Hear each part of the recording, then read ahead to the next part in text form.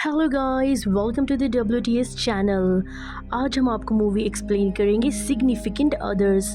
इस कहानी की शुरुआत में हमें आसमान से एक लाल ऑब्जेक्ट को ज़मीन की तरफ आते हुए दिखाया जाता है, जो कि एक जंगल में गिरता है। और उसी जंगल में हमें एक हिरन को दिखाया जाता है, जो पीछे से कोई चीज़ आकर उस हिरन के सींग को पकड़ लेता है। और दूसरी तरफ हमें रूथ और हैरी को दिखाया जाता है, जो इसी जंगल की तरफ कैंपिंग के लिए जा रहे होते हैं। दरअसल हैरी को कैंपिंग का बहुत शौक है, इसीलिए रूथ भी उसके साथ आई हुई होती है। दरअसल पिछले 6 साल से ये लोग रिलेशनशिप में हैं, एक दूसरे से बहुत प्यार करते हैं। जंगल की तरफ पहुंचने से पहले ये लोग एक जगह बैठकर लंच करते हैं। तभी वहाँ पर एक बच्चा आता है। वो बच्चा इनसे कहता है, क्या तुमने आसमान से वो रेड स्टार को गिरते हुए देखा?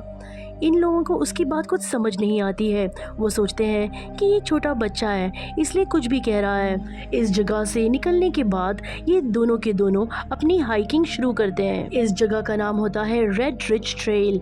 इस जगह पर हैरी पहले भी कई दफ़ा आ चुका होता है। और ये दोनों जब हाइकिंग करते हुए आगे बढ़ रहे होते हैं, तब रूथ को ऐसे लगता है कि कोई उसका पीछा कर रहा है, लेकिन हैरी को उसकी बात का विश्वास नहीं होता।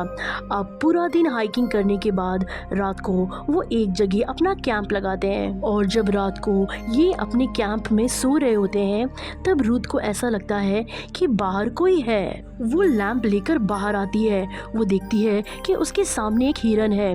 वो हिरन को देख ही रही होती है कि उसके पीछे हैरी आ जाता है। तभी रूथ डर जाती है और अब हिरन उस जगह से जा चुका है। वो हैरी से पूरी बात बताती है, लेकिन हैरी उसकी कोई भी बात पर बिलीव नहीं करता। हैरी को ऐसा लगता है वो सिर्फ उसका एक वहम है, क्योंकि इससे पहले भी कई बार हैरी इस जगह पर हाइकिंग पर आ चुका है। अब सुबह हो जाती है और ये लोग फिर से अपनी हाइकिंग शुरू करते हैं। और हैरी रूथ को एक बहुत ही सुंदर जगह ले जाता है, जहाँ से समुंदर बहुत ही खूबसूरत दिख रहा होता है। दरअसल ये इस जगह का सबसे सुंदर नज़ारा है। और इस जगह पहुँचने के बाद हैरी रूथ को प्रपोज करता है। वो उसे रिंग देकर शादी के लिए प्रपोज करता है। तभी रूथ को एंजाइटी अटैक आ जाता है। वो बहुत ज़्यादा पैनिक हो जाती है। तब हैरी उसे उसकी टैबलेट्स देता है। टैबलेट्स लेने के बाद रूथ थोड़ा नॉर्मल हो जाती है। दरअसल रूथ अब इस चीज़ के लिए तैयार नहीं है, इसीलिए उसने हैरी के इस प्रपोजल को एक्सेप्ट नहीं किया। अभी इनके पास यहाँ रहने के लिए कोई भी रास्ता नहीं है, इसलिए ये वापस अपने घर के लिए निकल पड़ते हैं। रात को एक जगह ये फिर से अपना टेंट लगाते हैं। और जब सुबह रूथ उठती है तो वो देखती है कि हैरी वहाँ पर नहीं है। हैरी ने उसके लिए एक नोट छोड़ा होता है, जिसमें उसने लिखा होता है कि वो वॉक के लिए जा रहा है ताकि उसका मूड नॉर्मल हो सके, वो जल्दी वापस आ जाएगा। अब रूथ वहाँ अकेली होती है, इसीलिए वो अपने डॉक्टर को कॉल करती है, लेकिन वहाँ पर नेटवर्क नहीं होता। डॉक्टर को कॉल भी लग जाता है, लेकिन वो डॉक्टर से बात किए बिना ही फ़ोन को डिस्कनेक्ट कर देती है। और तभी वो देखती है कि पेड़ के नीचे एक हिरन मरा हुआ है और उसके ऊपर ब्लैक कलर का कुछ सब्सटेंस है। ये सब देख के रूथ को बहुत अजीब लग रहा होता है, क्योंकि रात में उसने इसी हिरन को वहाँ पर देखा था। हैरी भी तभी वहाँ आ जाता है। रूथ को हैरी को देख के हिम्मत मिलती है। रूथ हैरी से बताती है कि मैंने रात को इस पेड़ के नीचे इसी हिरन को देखा था। हैरी इस हिरन के पास जाता है। वो रूथ से कहता है कि इस जंगल में ऐसे कितने हिरन होंगे, हम श्योर नहीं हो सकते कि तुमने रात में इसी हिरन को देखा था। दरअसल इस हिरन की मौत बड़े ही अजीब तरीके से हुई होती है। एक ब्लैक कलर के सब्सटेंस ने पूरा इस हिरन की बॉडी को कवर कर लिया होता है। हैरी का कहना होता है ये किसी बीमारी की वजह से मरा है। रूथ को ये सब देखकर बहुत डर लग रहा होता है। हैरी उससे कहता है कि तुम डरो मत, मैं तुमसे वादा करता हूँ कि मैं तुम्हें कुछ भी नहीं होने दूंगा। ये एक और रात इसी जंगल में गुजारते हैं। और अगली सुबह जब हैरी ब्रेकफास्ट बना रहा होता है, तब रूथ उसे कहती है मैं जरा जंगल में टहल के आती हूँ। रूथ को वहाँ पर एक गुफा दिखती है, और जब रूथ उस गुफा के अंदर जाती है तो वो देखती है कि उसे वहाँ पर एक नीला नीले रंग का सब्सटेंस दिखता है और तभी ही पीछे से कोई आता है जिस वजह से वो जोर से चीखती है। और अब इसके बाद क्या हुआ हमें ये पता नहीं चलता है।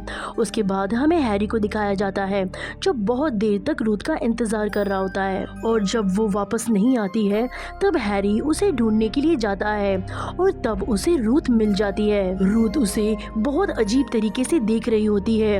रूथ का पूरा बिहेवियर चेंज हो गया होता है और अब ये लोग इस जगह से, इस जंगल से निकलने के लिए अपना सफर आगे तय करते हैं। पूरा दिन हाइकिंग करने के बाद ये लोग एक जगह पर अपना कैंप लगाते हैं, लेकिन रूथ पूरी रात नहीं सोती। वो जैसी लेटी थी वो वैसे ही रहती है। अगली सुबह भी वो खोई खोई रहती है और जब अभी हैरी रूथ से बात करने की कोशिश करता है तब रूथ कहती है कि तुमने मुझे प्रपोज किया था और मैंने मना कर दिया और मैं अब तुम्हें हाँ कहना चाहती हूँ, इसलिए मैं चाहती हूँ कि एक बार हम उसी जगह जाएं जहाँ तुमने मुझे प्रपोज किया था। मैं चाहती हूँ कि तुम मुझे उसी जगह प्रपोज करो। और अब ये दोनों के दोनों उसी जगह जाते हैं जहाँ पर हैरी रूथ को प्रपोज करता है। रूथ उसके प्रपोजल को एक्सेप्ट कर लेती है, लेकिन वो उसे वहीं ऊपर पहाड़ी से धक्का दे देती है जिस वजह से हैरी की मृत्यु हो जाती है। उसके बाद रूथ जंगल में भागना शुरू कर देती है। वो इतना भागती है कि वो एक जगह आकर गिर जाती है। तभी वहाँ पर एक कपल आता है जो उसे संभालता है। दरअसल जंगल में नेटवर्क नहीं होता, इसीलिए वो पुलिस को कॉल नहीं कर सकते। इसीलिए वो कपल तय करते हैं कि अगले दिन वो लोग रूथ को लेके बाहर जाएंगे, यानी इस जंगल से निकल जाएंगे। रात को रूथ उनके पास आती है और उन पर चाकू तान देती है। दरअसल ये चाकू उनके लिए नहीं होता, उनके पीछे हैरी होता है जो अचानक से वापस आ गया होता है। हैरी को देख के ये डर जाती है, वो डर कर भाग रही होती है। हैरी उस कपल को मार देता है और उसके बाद वो रूथ का पीछा करने लगता है और तब वो रूथ को पकड़कर कहता है कि तुम्हें सब कुछ कैसे पता चला।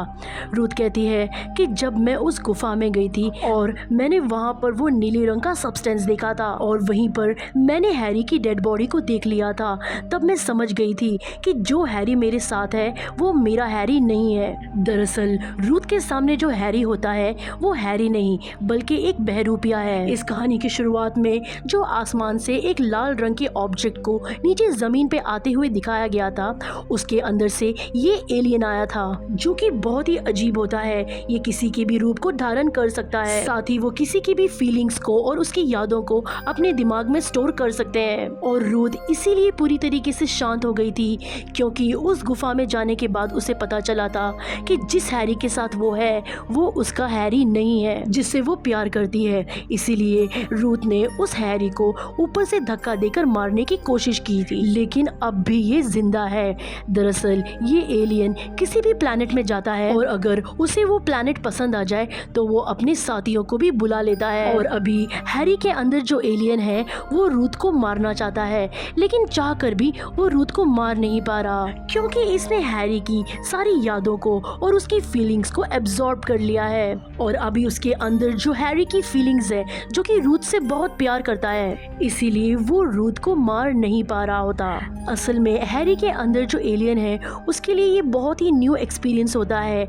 आज से पहले ये किसी भी ऐसे प्लैनेट में नहीं गया था जिसमें इंसानों से प्यार किया जा सकता है। ये फीलिंग्स उसके लिए बहुत नई है और ये इसे एंजॉय भी कर रहा होता है। और अभी रूथ को ये बीच के पास ले जाता है जहाँ पर उसका स्पेसशिप भी होता है जो एक बलून की तरह होता है। वो रूथ से कहता है अभी मेरे बहुत से साथी इस प्लैनेट में आने वाले हैं जो इस प्लैनेट को खत्म कर देंगे।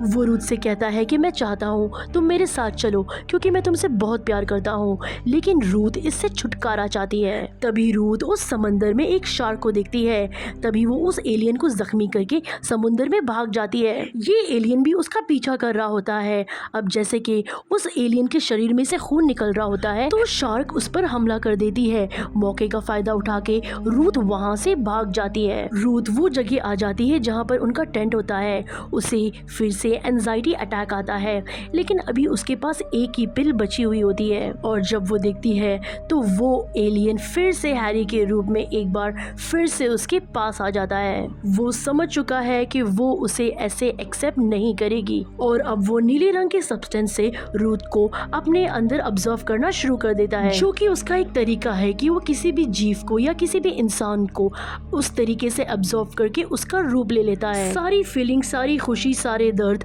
उसी इंसान के उसके अंदर आ जाते हैं। और अब जब ये रूथ को एब्जॉर्ब कर लेता है तो वो उसी के रूप में बदल जाता है। लेकिन रूथ के जो गम, उसका दुख और उसकी एंजाइटी वो भी उसके अंदर आ जाती है, जिस वजह से उसे पिल्स भी खानी पड़ती थी। वो सब भी इस एलियन के अंदर आ जाती है, जिसे वो एलियन बर्दाश्त नहीं कर पाता और उसे एंजाइटी अटैक आना शुरू हो जाते हैं। और इसी बात का फायदा उठाकर रूथ उस पर हमला कर देती है और वो वहां से भाग जाती है। लेकिन रूथ को ये पता नहीं होता है कि उसको मारना इतना आसान नहीं है।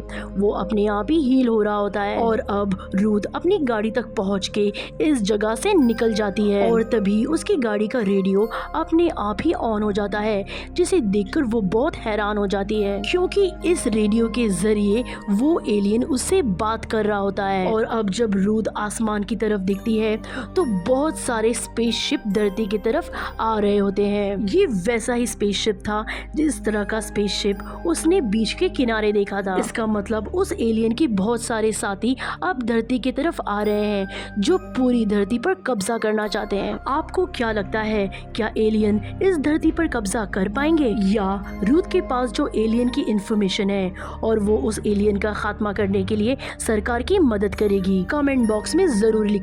तो ये थी पूरी कहानी सिग्निफिकेंट अदर्स की। उम्मीद करते हैं कि आपको ये कहानी पसंद आएगी। हम अगली बार फिर मिलेंगे एक नई और इंटरेस्टिंग कहानी के साथ। अगर आपको हमारी वीडियो की एक्सप्लेनेशन अच्छी लगी हो तो वीडियो को लाइक ज़रूर करें, और अगर आप हमारे चैनल पर नए हैं तो हमारे चैनल को सब्सक्राइब करें। Thanks for watching.